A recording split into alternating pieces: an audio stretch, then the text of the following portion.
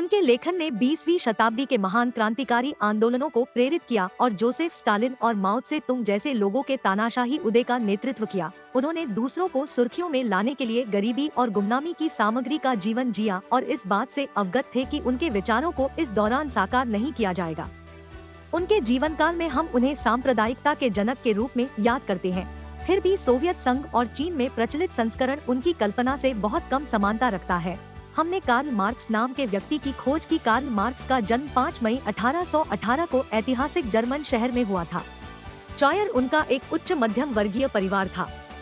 उनके पिता हेनरिक अच्छा काम कर रहे थे और वकील कार्ल की मां हेनरीटा एक अमीर डच परिवार से थी। परिवार यहूदी था, लेकिन कठोर यहूदी कानूनों से बचने के लिए हेनरिक ने कार्ल के जन्म से 3 साल पहले ईसाई धर्म अपना लिया था।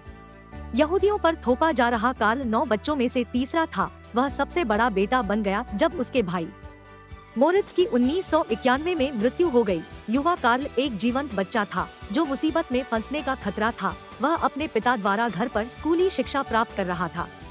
12 वर्ष की आयु में उन्होंने ट्रायर हाई स्कूल में प्रवेश किया। स्कूल के प्रधानाध्यापक ह्यूगो वाइटनबाक ने जिज्ञासु यूएमजी मार्क्स को तुरंत पसंद किया और उनके शुरुआती दार्शनिक विचारों को ढालने में मदद की। विट्टेनबाक ने अपने छात्रों को उदार विचार सिखाए और परिणामस्वरूप युवा उदार मानविकी शिक्षक को नियुक्त किया।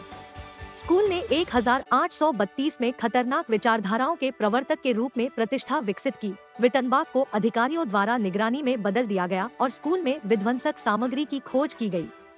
कार्ल ने 17 साल की उम्र में स्कूल से स्नातक की उपाधि प्राप्त की। उन्होंने अक्टूबर में कानून के छात्र के रूप में दाखिला लेकर बॉन विश्वविद्यालय में अपनी पढ़ाई आगे बढ़ाई। 1835 में उन्होंने पाया कि उनके पहले सेमेस्टर के दौरान काम का बोझ बेहद चुनौतीपूर्ण था। 1836 की शुरुआत में उन्होंने अपनी उपस्थिति को अंशकालिक स्तर तक कम कर दिया था।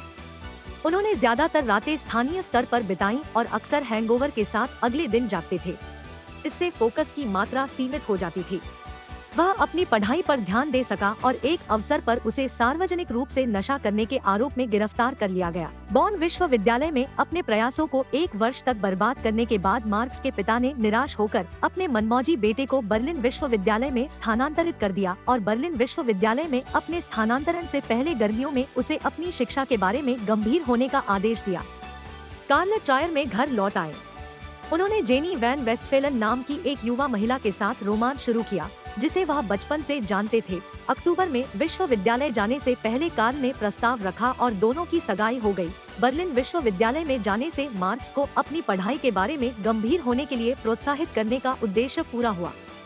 कई दार्शनिक समाजों में देर रात तक उनकी रुचि जर्मन दार्शनिक हेगेल के विचारों में हो गई और जिन विचारों पर उन्होंने विचार किया उनकी अभिव्यक्ति कई निबंधों और संधियों में देखी गई जिन पर उन्होंने काम करना शुरू किया। मई 1838 में कार्ल की मृत्यु के साथ उनका चमकता हुआ शैक्षणिक सितारा मंद पड़ गया। अपने पिता के प्रति वह हेनरिक का बहुत सम्मान करता था और वह इस नुकसान से टूट गया था कि उसके पिता उसे आर्थिक रूप से समर्थन दे रहे थे और उसके समर्थन के अचानक खोने से उस पर वित्तीय कठिनाई आ गई।